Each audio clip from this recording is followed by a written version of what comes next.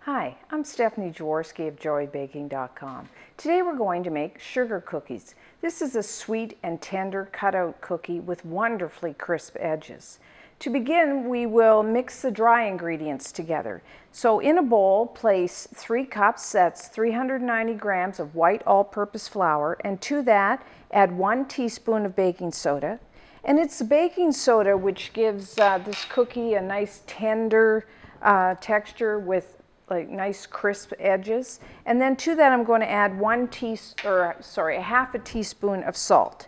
And just whisk all that together. You could sift it as well. You want to make sure that that baking soda is all mixed in to the flour.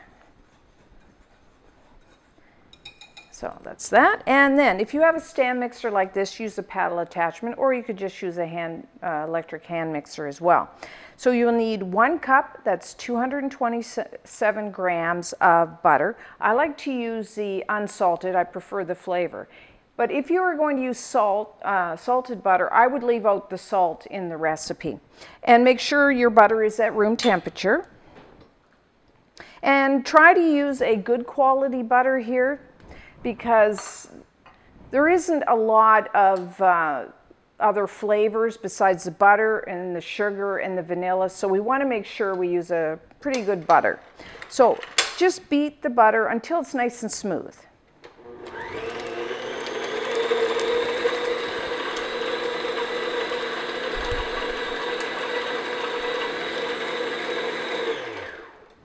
Okay.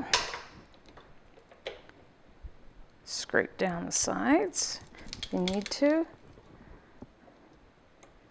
And then add 1 cup, that's 200 grams of granulated white sugar.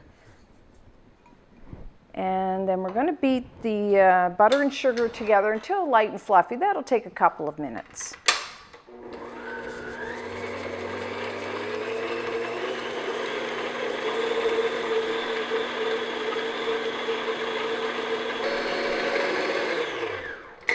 Okay, let's just scrape down the sides of your bowl.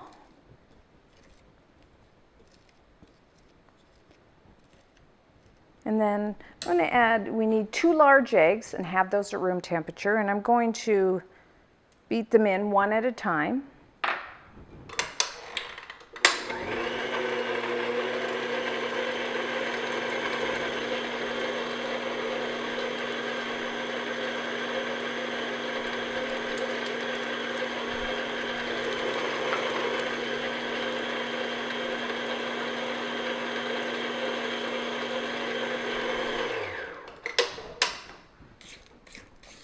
Now you will notice that the batter looks curdled at this point. So don't worry about that. That's perfectly normal. And then once we add the flour mixture, it'll all come together and be nice and smooth. So next, we're going to add 2 teaspoons of vanilla extract. And try to use a pure vanilla extract. That has a lot better flavor than the artificial ones.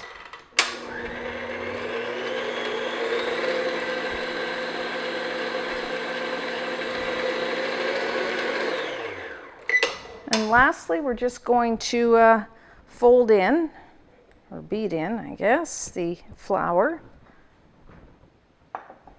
Now,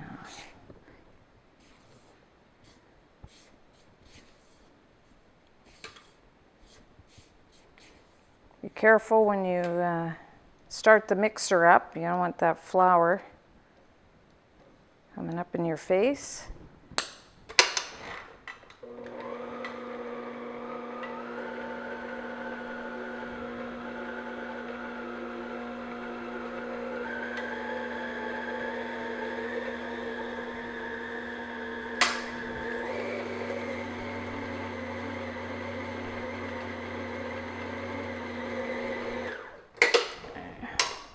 I'd have to scrape the bottom there to make sure. I want everything to be mixed in together.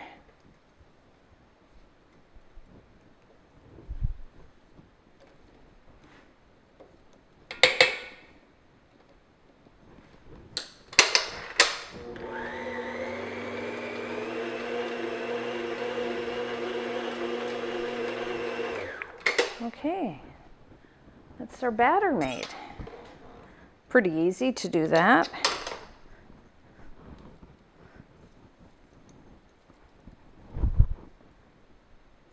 Now, because we're making cutout sugar cookies, we will need to chill this batter before we roll it out. It's a little soft right now.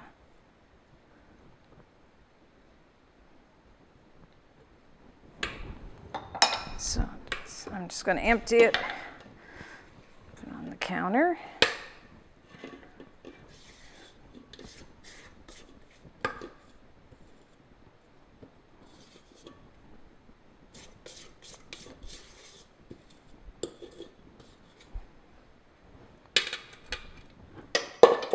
And then just gather it up.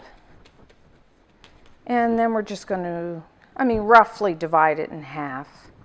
It's not that critical.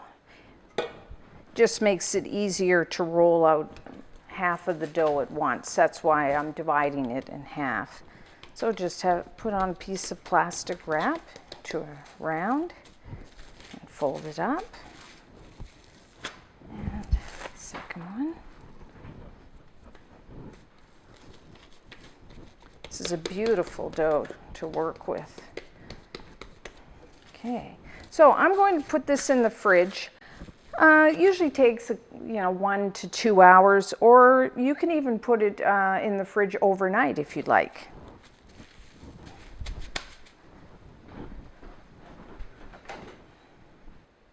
So we're now going to roll out the sugar cookie dough. If you're like me, I actually let this dough chill overnight in the refrigerator. And if you do that, you will have to just take your the dough out of the fridge and let it sit on the counter for about 10-15 minutes just to soften up enough so you can roll it out. A quick way, if you don't want to leave it on your counter, is just to take your rolling pin and just kind of bang it on the top of the surface, and that kind of softens it up. So to roll it out, you need to lightly flour your surface and also your rolling pin. And we're going to roll this to about 1/4 of an inch thick, which is about 1 centimeter. And just roll. Keep turning the dough as you roll so that you can tell if it sticks, because if it does stick, then just put a little more flour down. And again, as with the pie dough, if you find it is too hard to roll, if it starts cracking on you, just let it sit for a few minutes on the counter. If it's too soft, you could always just pop it back in the refrigerator. But this is a fairly forgiving dough. It's really nice to work with.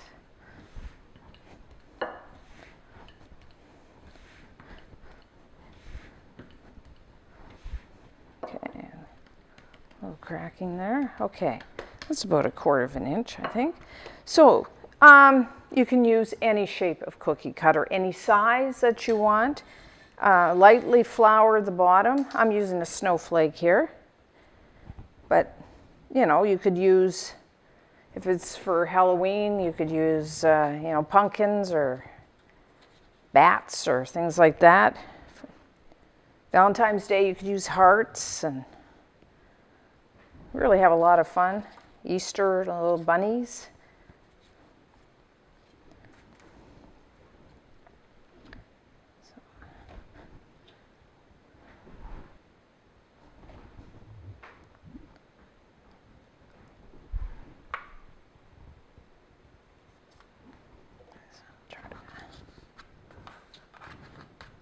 I think that's about all I'll do.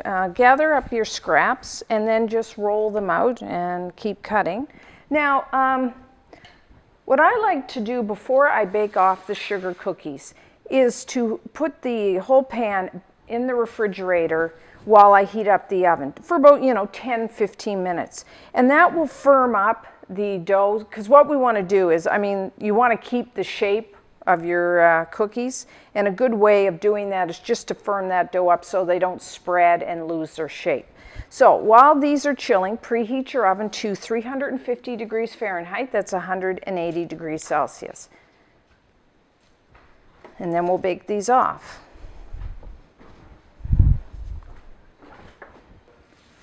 So we're now going to bake the cookies. Now, if you're going to frost these with a royal icing after, then just bake them as is. But if you don't want to frost your cookies, what you can do is just sprinkle on a little sparkling sugar. Adds a little dimension, plus gives it a little crunch, and then just kind of lightly press that in. Like so. And we're going to bake these cookies. Now, it depends on the size of your cookies, how big you make them, but approximately 8 to 10 minutes for this size. And what you're looking for is the edges of the cookies to become lightly brown. That's how you know a sugar cookie is done. So while I'm baking these, I'm going to put the second sheet that I've already cut out into the fridge so that as soon as these come out, I can put in the next sheet.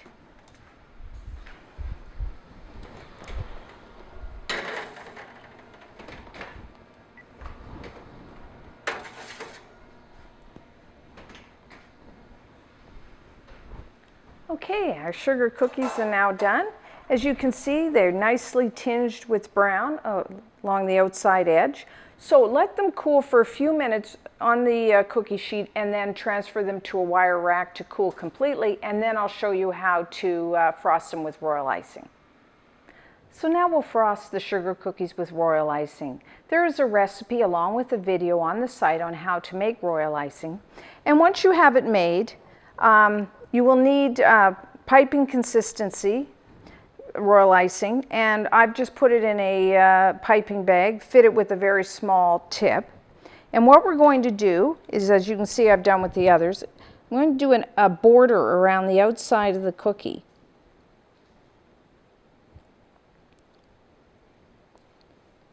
Just like so.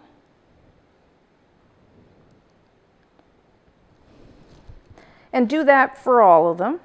And then you need to let that dry. And then what we're going to do is flood the center with more royal icing. But this is a much thinner consistency. As I say, it's a flooding consistency. As you can see, it's quite runny. Now you could put this in a piping bag if you wanted to and pipe it. I just usually have a little spoon here. And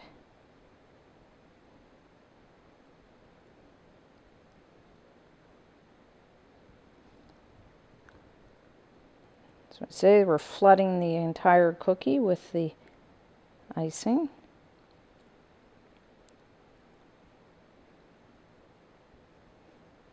You could color the royal icing if you want. I'm doing snowflakes here, so white seems appropriate.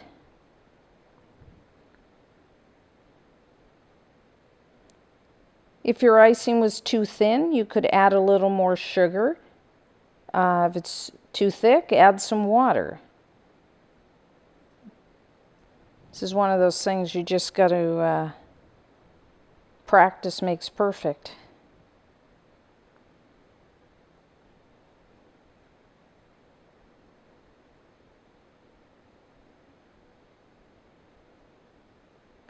I use the gel paste to color the icing, and you can buy it at cake decorating stores or Michael's, Joann's. Usually have a pretty good selection.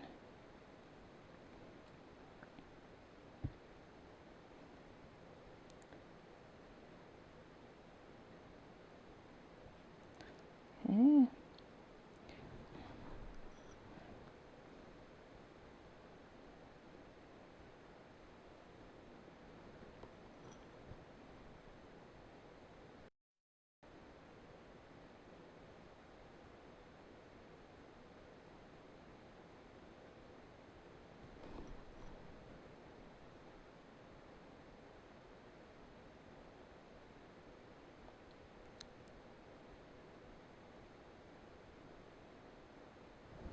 Okay, so if you have any air bubbles, I just kind of pop them, either with the end of a toothpick or your spoon. So these look very nice just as they are, or you could put a little sparkling sugar on the top. Or what I'm going to show you here is just one thing you can do with royal icing. I'm just going to, while your white, you want to do this while the white icing is still wet. Just going to pipe little dots.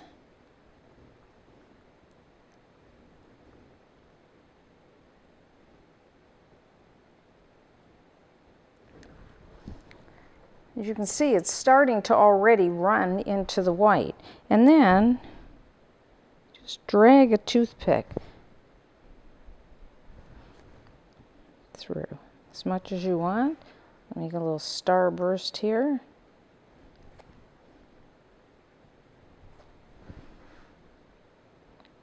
Need a steady hand for this. Don't want to have too much coffee. You see, you can just kind of have some fun with this.